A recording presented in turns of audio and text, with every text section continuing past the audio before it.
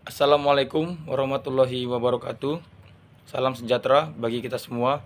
Yang terhormat Ibu Dr. Fitri Ramadhani, SHI MH, selaku dosen pengampu mata kuliah Metode Penelitian Hukum.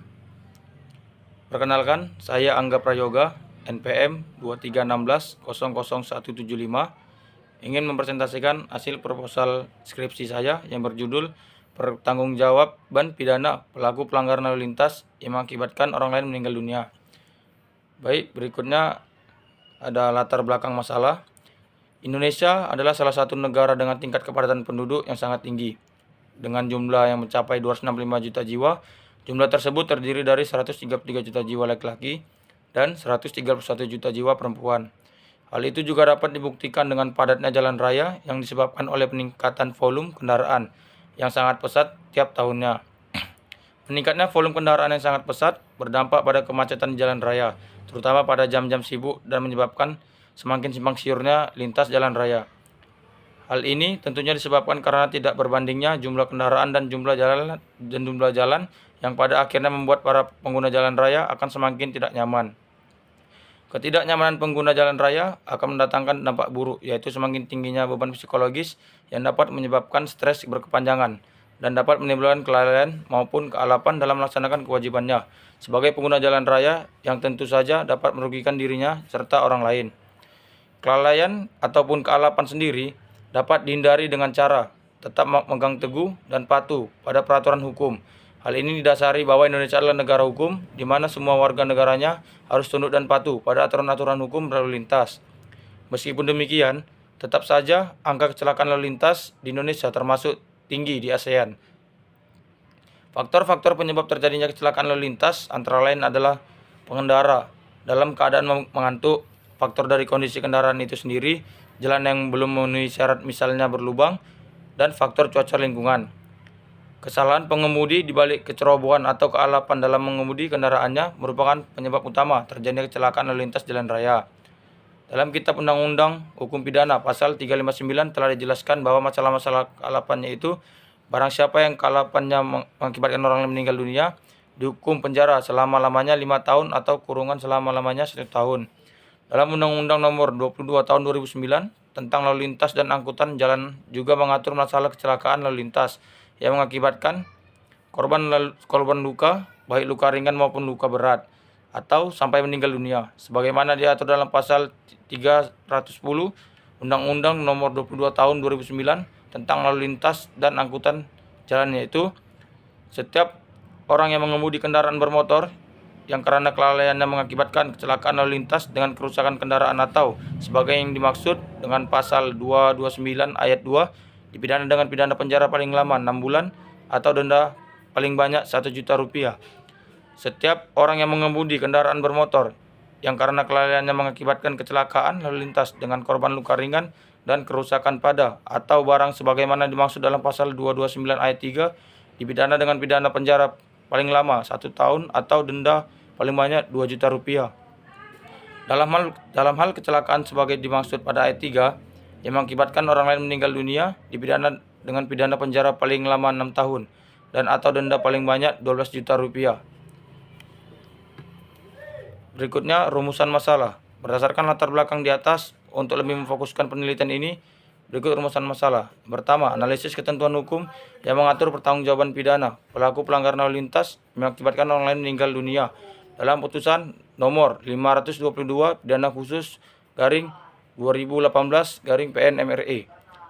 Kedua, bagaimana faktor yang mempengaruhi pemberian sanksi pidana terhadap pelaku pelanggaran lalu lintas yang menyebabkan orang lain meninggal dunia. Ketiga, bagaimana putusan hakim dalam menjatuhkan putusan pada kasus pelanggaran lalu lintas yang mengakibatkan orang lain meninggal dunia. Yang berikutnya, tujuan penelitian. Yang pertama, untuk menganalisis pertimbangan hakim dalam menjatuhkan putusan nomor 522 garing pidana khusus garing 2018 garing PN MRE terhadap pelaku pelanggaran lalu lintas yang mengakibatkan orang lain meninggal dunia. Kedua, untuk mengetahui pertanggungjawaban pidana pelaku pelanggaran lalu lintas yang mengakibatkan orang lain meninggal dunia sesuai dengan pada pasal 310 ayat 4 Undang-Undang 22 tahun 2009 tentang lalu lintas dan angkutan jalan. Ketiga, dalam memutuskan sebuah perkara, hakim mempertimbangkan alat bukti yang ada seperti keterangan saksi, keterangan ahli, surat, petunjuk, dan keterangan terdakwa. Berikutnya, manfaat penelitian. Manfaat penelitian ini terbagi menjadi 3. Yang pertama, manfaat akademik. Secara akademik merupakan syarat dan tugas dalam menyelesaikan pendidikan sarjana hukum di Fakultas Social Science, Program Studi Ilmu Hukum, Universitas Pembangunan Pancabudi. 2. Manfaat teoritis. Dapat dijadikan sebagai sumbangan pemikiran untuk mengembangkan wawasan dan ilmu pengetahuan dalam pengembangan ilmu hukum pidana, khususnya di bidang peradilan pidana, dalam tindak pidana lalu lintas. Kemudian hasil penelitian ini diharapkan dapat menjadi referensi bagi penelitian-penelitian sejenis pada masa yang akan datang. Ketiga, manfaat praktis. A. Dapat memberikan gambaran atau sumbangsi pikiran terhadap masyarakat dalam berkendara untuk menanamkan kesadaran berlalu lintas. B. Dapat dijadikan referensi tambahan bagi para akademisi dan semua kalangan yang berminat dalam penelitian penanganan kasus kecelakaan lalu lintas dan angkutan jalan. C. Dapat membantu dan memberi masukan kepada semua pihak yang membutuhkan pengetahuan terkait masalah yang penulis teliti, serta dapat dipakai sebagaimana sarana yang efektif dan memadai dalam upaya penyelesaian perkara pidana kealapan yang mengakibatkan matinya orang lain. Berikutnya, keaslian penelitian. Penelitian skripsi ini berjudul Pertanggungjawaban Pidana Pelaku Pelanggaran Lalu Lintas mengakibatkan orang lain meninggal dunia. Setelah ditelusuri oleh peneliti bahwa judul ini sudah dilakukan sebelumnya oleh nama Gustia Fatma Sabrina, Fakultas Hukum Universitas Sriwijaya. Judul jurnal Pertanggungjawaban Pidana Pelaku Pelanggaran Lalu Lintas yang mengakibatkan orang lain meninggal dunia. Pembahasan ini dibatasi pada implementasi pertanggungjawaban pidana terhadap pelaku pelanggaran lalu lintas dan faktor-faktor yang mempengaruhi pertanggungjawaban pidana terhadap pelaku pelanggaran lalu lintas.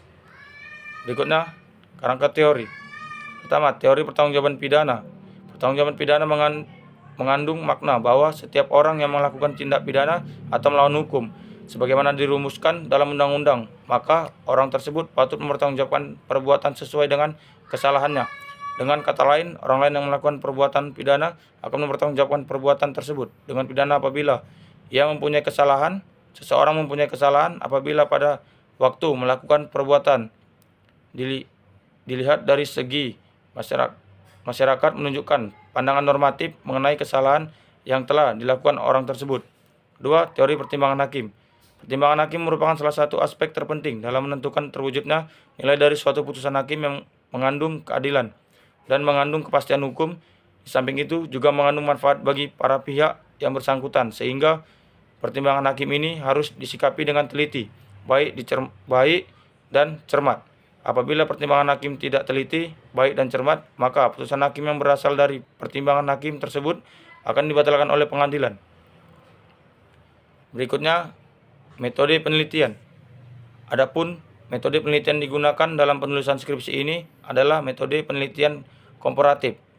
Penelitian komparatif menurut Sugiono adalah penelitian membandingkan keadaan satu variabel atau lebih pada dua atau lebih sampai yang berbeda atau dua waktu yang berbeda.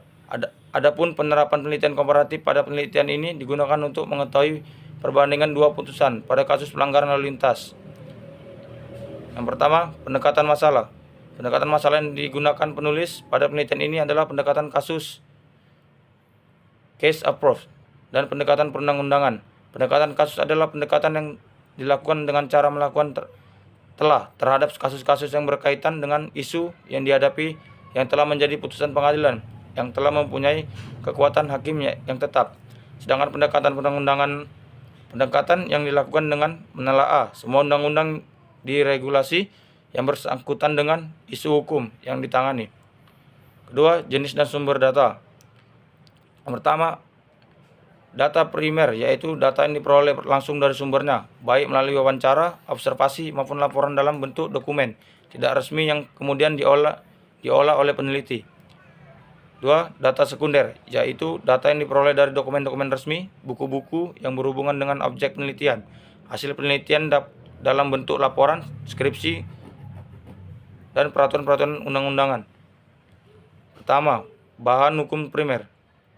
Bahan-bahan hukum yang meningkat terdiri dari peraturan perundang-undangan yang terkait dengan objek penelitian seperti kitab undang-undang hukum pidana.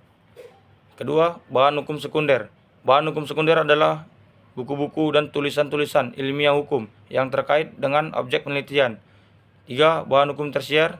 Bahan hukum tersier adalah petunjuk atau penjelasan mengenai bahan hukum primer atau bahan hukum sekunder yang berasal dari kampus, ensiklopedia, dan majalah, surat kabar, dan sebagainya. 3. Metode pengumpulan data. Metode penelitian data.